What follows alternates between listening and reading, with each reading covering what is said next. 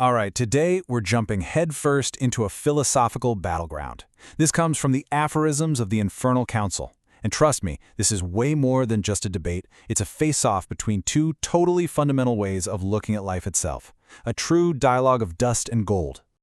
So, let's meet our combatants. In one corner, we have the Nietzschean shadow. Think of this as a being of pure fire and gold, all about ambition, power, and screaming a big, loud yes to life. And in the other corner, the soothsayer. He's the prophet of the gray truth, and he speaks of a deep, profound weariness, and the kind of peace you can only find when you finally say no. This is the ultimate showdown, the philosophy of climbing forever versus the philosophy of finding peace in perfect stillness. So, here's the roadmap for how this whole thing unfolds. We're going to start with their basic disagreement about what humanity even is, then dig into the nature of ambition, explore a pretty wild alternative to self-improvement, find out what's behind the soothsayer's whole deal, and wrap it all up with a cosmic prophecy that'll really make you think. Okay, so the conversation kicks off with the shadow, and he is just brimming with this passionate, almost desperate energy. He looks out at the world and sees a population that's basically asleep at the wheel, just waiting for someone to come along and wake them up. The shadow's vision is pure fire. He sees humanity not as a finished product, but as a project. A dangerous, thrilling tightrope walk from where we came from, our animal past, to what we could become, something almost godlike, the overman. It's a call to action, a plea to risk it all, to become something more. But the soothsayer, well, he looks at the exact same people and sees something completely different. He doesn't see a bunch of potential tightrope walkers. No, he sees the last men, a people who've traded the chance at greatness for simple comfort. They've given up on the blazing sun for a warm, cozy land. And this slide just nails their core disagreement perfectly. The shadow is screaming rope, which is all about tension, striving, and becoming. The soothsayer just calmly responds, hammock. It's a state of comfortable, sleepy decline. So which is it? Are we meant to be reaching for the heavens or just getting comfy for the long night ahead? Now here is the chilling twist. The shadow thinks he's offering people salvation, but the soothsayer says what he's offering is actually pure cruelty. And why? Because you'd be waking them up just to show them a potential they don't even want anymore and a struggle they've already chosen to leave behind. You'd just be interrupting a peaceful decay. Now, obviously, the shadow is not going to accept that. To him, that just sounds like cowardice. So he launches into a full-throated defense of ambition itself. For the shadow, the struggle is everything. This relentless drive to achieve, to build, to become, that's not just the path to meaning. It is the meaning. It's what makes life feel sacred and real. Without that constant push forward, we might as well just be statues made of ash.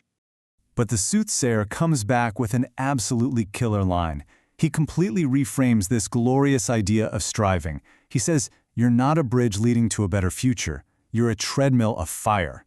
You're running, you're sweating, you're making a ton of noise and heat, but you're not actually going anywhere. And this is where it gets really interesting. The soothsayer argues that this celebrated will to power is actually just a will to distraction. He says we run and we build and we try to conquer things, not because we have this deep drive to create, but because we are absolutely terrified of what we might find if we ever just stopped and sat in silence for a minute. So the shadow tries another angle, invoking ecstatic madness, losing yourself in passion. But the soothsayer just swats that away too. He claims that kind of frenzy isn't a celebration of life at all. It's just a more dramatic way to collapse. It's a ritual that's designed specifically to avoid quiet thought. It serves exhaustion, not vitality. So, faced with this takedown of his entire worldview, the shadow falls back on the core idea of self-improvement. But the soothsayer, well, he's about to offer something truly radical in its place. What a devastating metaphor, right? That noble quest to find your true self by peeling away the layers. The soothsayer recasts it as this painful, tear-filled process that doesn't lead you to some essential truth at your core. No, it leads you to nothing, except the very tool that was causing all the pain to begin with. So, the soothsayer introduces this brand new ideal, Untergang, or self-undergoing. It's the exact opposite of self-overcoming. The ultimate power move, he argues, isn't to climb higher or fight gravity. It's to choose the moment and the way of your own descent. It's the art of falling with total grace and control. And this is the path he lays out. It's a conscious decision to just stop participating. You stop carrying the world's burdens. You stop fighting the current. You start to see this endless pressure to become something as a chore, and you realize that the quiet gift is simply to cease all that struggle. This whole philosophy is so bleak, so final, that the shadow has to make it personal. He challenges the soothsayer directly, because he senses this kind of thinking doesn't just come from nowhere. The shadow basically accuses him of betrayal. He says, "Hey, I remember you. You used to be up there on the heights, reaching for the sun with the rest of us. What happened? Why would you ever betray the light for this suffocating darkness?" And the soothsayer's response is incredibly profound. He says his disillusionment didn't come from failure. It came from a revelation. He realized the sun wasn't a source of truth, it was a liar. He came to see that light is just a brief, temporary interruption of a darkness that is eternal and fundamental. So you see, for him, it wasn't a fall from grace. It was a pilgrimage. He chose to leave the deceptive brightness of noon for what he saw as the honest gloom of twilight.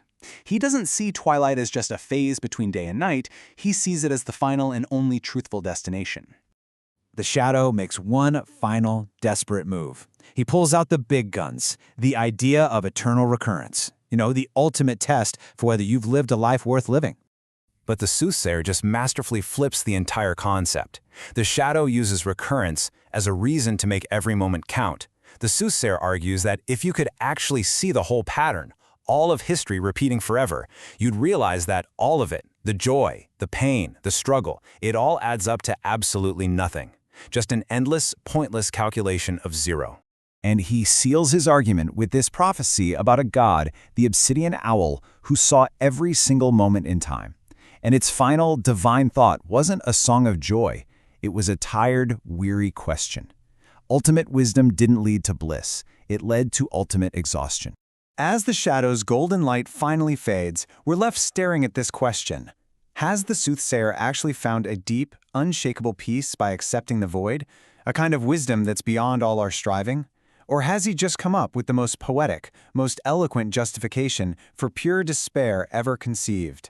The dialogue ends, but that question, it definitely hangs in the air.